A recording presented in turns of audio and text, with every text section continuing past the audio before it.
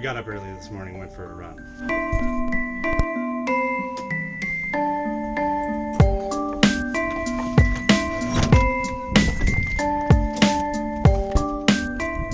And thankfully the path's not going to be super icy today because it's like plus 6 degrees Celsius. I was sort of unsure what I wanted to make today's vlog about, but yesterday I watched a video on Dustin Klein's channel where he had a guest with him named Chris Van Augustine, who released a second issue of a magazine called Broken and Coastal. It was a story that's in there about mountain bikers who used to ride BMX and how their BMX basically influences the way they ride, which is exactly my story. And I sort of figured it would be cool to talk about mine because of that. So thank you, Dustin, for making that video, and thank you, Chris, for that story, which influenced me to make this video. Just got caught vlogging again. I'm surprised that doesn't happen more often on this trail. People give you the weirdest looks when they're like, who are you talking to?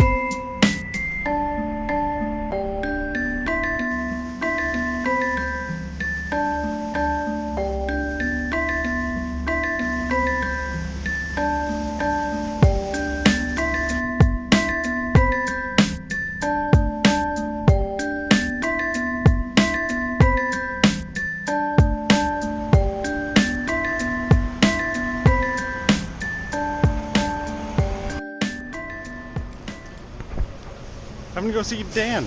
I haven't gone to go see Dan at Weird Harbor in a little while. What's going on?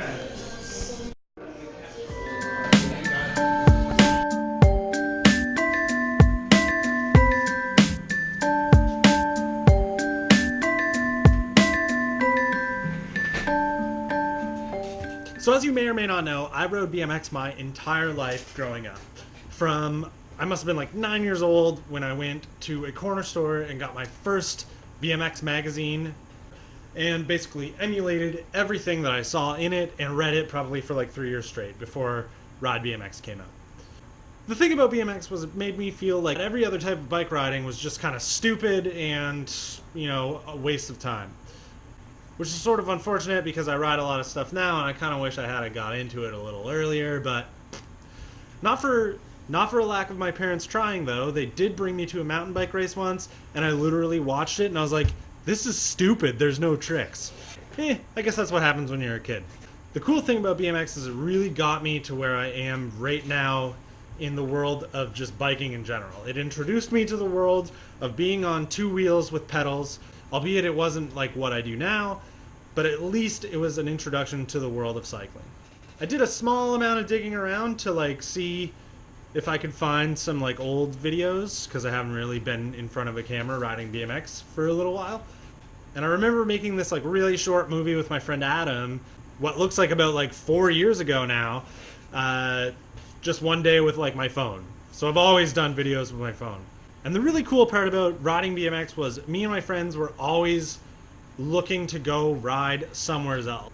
So with the sport, I had a ton of friends who were always up for going on some sort of long trip together, and we would go to Ontario relatively often for what was the Toronto Metro Jam at one point. Now it's the Toronto BMX Jam.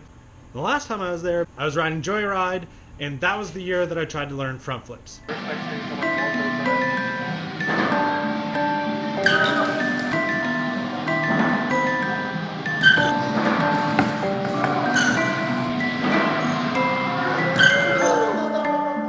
Probably one of the scarier things that I've ever tried to do.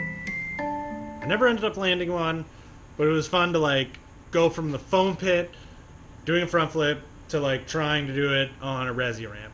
It wasn't until I was like 19 or 20 before I got myself a different bike other than a BMX. And I'm sure you can imagine the amount of influence that 11 years of riding a 20-inch bicycle with one gear has had over my riding these days. Just think about that.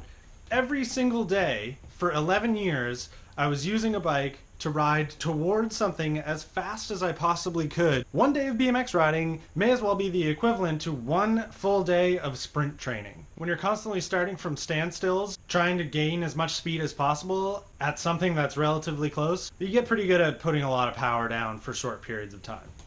It's pretty much a sprint interval session the entire day of riding bikes. Now, one common theme that you should get from that Broken and Coastal article about BMXers transitioning and riding mountain bikes is that a lot of us look at things a little more playfully than maybe people who didn't ride BMX. You're always looking for things to like just kind of hop off of, looking for something to like transfer to, wall ride, do something sort of playful and fun. And that's just kind of the way that us as BMXers look at everything. And that's the interesting thing that we bring to bicycle riding. Not to say that like, you know, we're the best or anything, but... So of course my entire life of BMX has kind of given me this attitude towards two wheels as a more playful and fun environment to be in.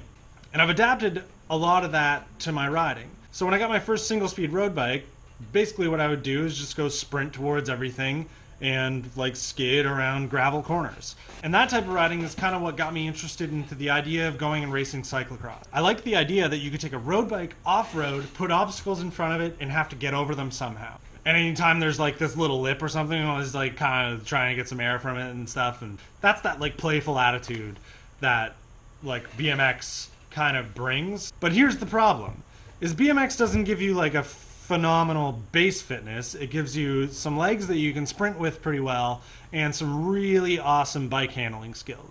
But like, I had no fitness whatsoever. So this new sport that I was into required me to start looking at cycling a little bit differently again. So that's when I kind of started getting into road riding. So now I have this playful attitude towards riding, but want to be better at it. So I started to progress towards going on like a longer ride while also maintaining having fun so that I could gain more fitness so that I could be better at cyclocross. I think you can understand how this is shaping up a little bit. So now I've got this playful attitude with great bike handling skills. I've got pretty good base fitness for a sport that I really love in the fall but need to do something in the summer, so now I'm racing cross country. And this summer I actually got myself out to go do a couple enduro races as well. Those are super fun. Those kind of like bring together just about everything that I've been into.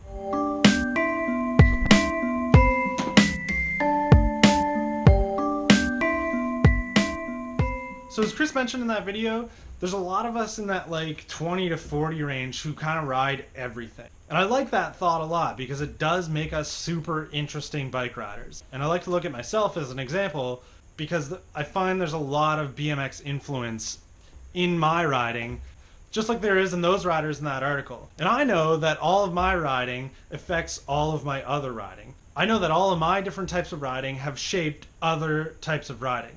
I know that if I didn't ride BMX my whole life, my cyclocross racing would be slightly different, and I probably wouldn't have got into road if I didn't start cyclocross. Because there wouldn't have been a time that I really wanted to get any better. And I used to always complain about climbing on the road until one day I got okay at it because I started getting some cyclist form. And from that, I stopped complaining about the climbs while riding mountain bikes because I wasn't as tired at the top so that I could enjoy the descent on the way down. And on the descent, the BMX style comes back in and I can be more playful looking for things to like hop off of and do crazy things with. If there's anything that BMX has kind of done for me, it's just giving me an insane amount of confidence on any bike that I'm on. I don't know if you can tell or not, but I'm kind of losing my mind a little bit and I want to go riding bikes. I miss making vlogs while riding bikes. Okay, with all that said, bye.